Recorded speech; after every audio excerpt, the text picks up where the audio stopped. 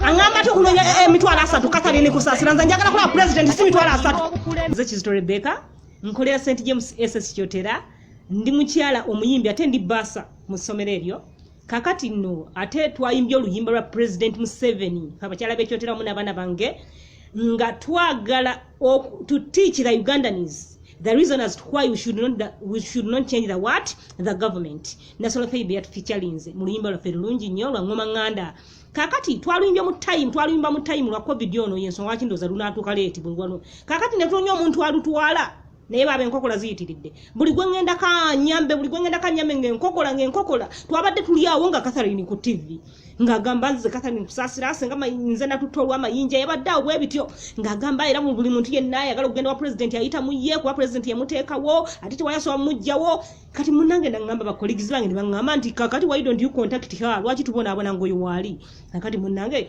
I decided to raise national favor ne musabe namba yani ya Catherine Kusasira najimpa na yampadde in fact yampadde ziwerako yampadde ya Kusasira nampe ya mayinja nampe ya bebe cool kati nensoka Kusasira kwa gwe nabadde manyi nti Yeshua deal wo tuka Kusasira luba luli mu office ya president I raised Kusasira Catherine but baba she could not pick the phone whenever you raise Catherine she would just make the phone busy nengo ngajinyiga busy nenga meyi what this type of lady banange kakati kye nakoze ngangama nti de kamusindikira kuki ku WhatsApp kakati ngamusindikira ku WhatsApp message audio zange ne audio yoluyimba na even she was online there I would see her online but she couldn't read my messages ngatazibikula okitegedde nengamba kakati twabadde tuli awo olwokuba nti yazzenga yagamba nti no yasobola okutwala abantu ba president omuntu kyavudde ngamba nedda topowa look for that lady on Facebook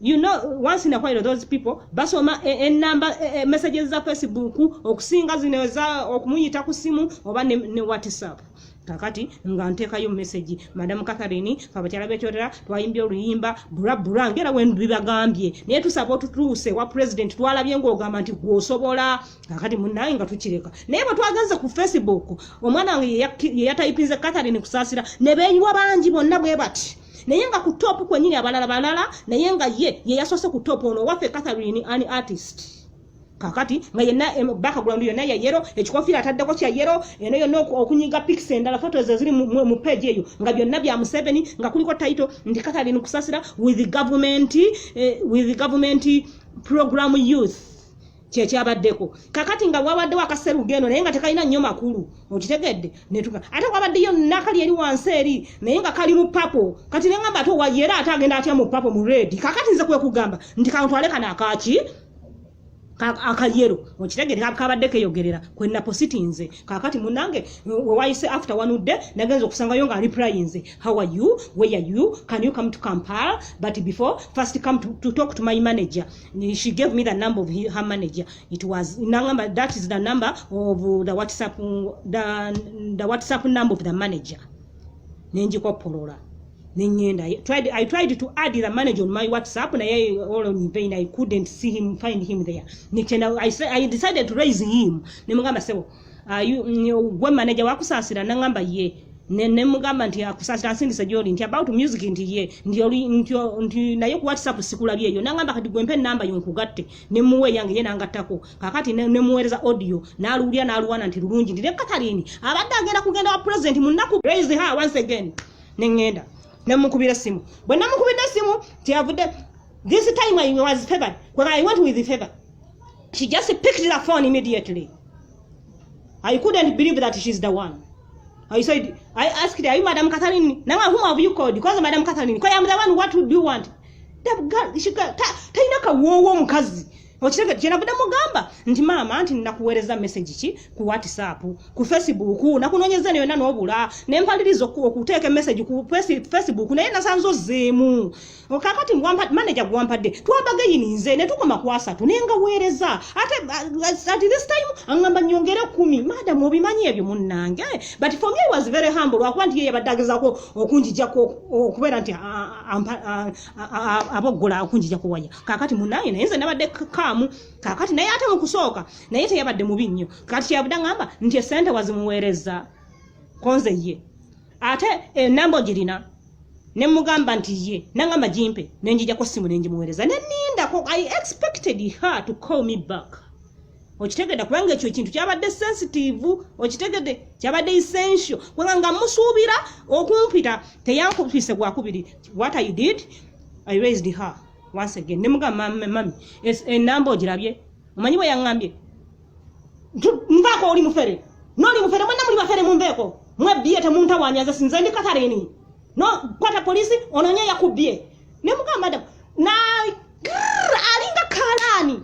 She could not allow me to answer anything. I tried to explain, but she never allowed. She would not listen. The lady is very arrogant. She would just back at me. Never done salon in Ngamba Banang. Kakati Nenganesa Serega, Nemakuswala, Nanimusa, Nagazo Hango, Mukazi, Nengamba Mama, Nemujako. I expected Madame Catherine. Okungamba nti munange kakati nno bakufeze kubera manyi ku Facebook baferera ko naye ku page eringa tosobola kulowooza nti bagenda kufera nangamba ku Facebook nno munange baferera ko bakufeze naye ndeetera nnamba yo but I had already sent the number to her yasose giraba ndowooza bwe yagirabye wadde agitegedde ndowooza kanda zenti nno ndowooza agimanyiko gwe kubanga ate yabogodde bubogozi teyagize nawe yangambye bugambye oli mufere nze namukubidde nga njagala okufuna information about the number gye muweereza eyo teyaginyezeeko yatandisa kumvumanga bwe ndi omufere kakati munange nensoberwa nemugamba naye nabadde I expected Catherine to call me nti kakati nno leeta ennamba eyo ndabe okitegedde yangambye nti noonye polisi nze mitwalo 3 ginoonyesa polisi for her she's having the capability of contacting the police basobola okutrackinga muki omuntu oyo kakati yo werinnya we yalemereddwa okugamba okunonya police etaase erinnya lya abantu ababbira mu linnya lya galu yakagambeza o mitwalo 3 Catherine does not mind about her name tasobola protecting linnya talifaako kwegamba she would call me to she would tell me to take the page asobola okukwata omuntu oyo agezaako to spoil her name awe newunyiriza okitegedde kakati munange n'ekirala yali baddangamba nti oluyimba luleete kuba yensonga enkulu eyabadde munonyesa n'okutuuka okunziba kati nze besente tebadde tekyali nsonga waledi zabadde zivudde muzange gwe nabadde njagala okola ye Catherine kati essaawa yo nabadde mulabye naye byasente byandibadde bizikiriraawo nga nze mutwalira luyimba okitegedde nga bwe twabadde tumutaddemu trusiti naye omanyi kye yakoze kwe nkunkuba ekikokola n'ansuula eri okitegedde nenewuunya omuntu wa NRM president gwe yateekawo okutuyamba ffe abantu abali eno presidential advisor Mr. President okitegedde nzize nga ndi wa NRM munyonyodde mumanyi masaka pinga okitegedde naye tukuŋŋaanyiza abantu mu president Yoweri Kaguta Museveni nze njagala nkubuulire nayimba dda Mr. President mu kisanja ekyo 2016 nali nkoze oluyimba luno olulaba lwe lumuliro lwe nazzeemu naye kati lwanjawulo okuba nalutaddemu achievement z'okoze okitegedde lwe luno madamu nabayanja honorable ye yali agenda oddulaunchinga okitegedde yali akkiriza kuba ndi mukazi mu advent ate nzaaliwa masuulita kapeeka semuto kapeeka nze naliwo mpisawo Mr. President ng'owamba nali muzaale manyi ekiriwo kati nakati n'ebyaliwo nze sikuba luyimba nga lulimu kigambo kimu n'ekidongo nze nkuba achievements n'ebyaliwo n'omwana ataliwo n'ategeera what is Mr. President Museveni who is Mr. President Museveni okitegedde kakati Mr. President kyanyiziza okitegedde kwa Catherine Kusasira ye ayinza atya okutusula n'atuyita abafere abakyala bekyotera bonna yaba discouraging bonna baweddemu amaanyi ate nga babadde basituse n'amaanyi okitegedde naye nali okagamba nti no n'atudampinga eri Mr. President Catherine Kusasira akalunwo akamuke kagenda okujuza bokisi okitegedde obwateko n'obululu olukumi obundi emabeganze kagenda okujuza bokisi akamu ate nga ayinza n'obutaka kuwa kubanga lwaki ngamba nti takakuwe Catherine Nsasira kubanga omuntu ayagaliza ekibiina kye oba omutima mulungi n'olaba abantu obululu olukumi n'obusuula gwe n'olowooza nti akakoke kanayita Mr. Museveni okuuma lubungo lwale mubbe Catherine akalulu ake tajja kakuwa ajja kawa mulala kubanga n'abantu essaawa gino gyayita peegi ye essaawa zino gyayita peegi ye erimu papo ne redi okitegedde amakulu nti siwa yero eya yero gyagamba nti kwe banzibidde okuli biyero byonna okitegedde kati kitegeeza wa redi siwa papo siwa yero Mr. Catherine sakugambye nti sinnakugamba nti wanzibye Madam Catherine naye bye wakoze bindetedde okudda butinga kati ekinda se wano sinoonya asatu Catherine ze bampekingire ku faces bokuze no please sigenda kuddamu kutuma abantu Mr.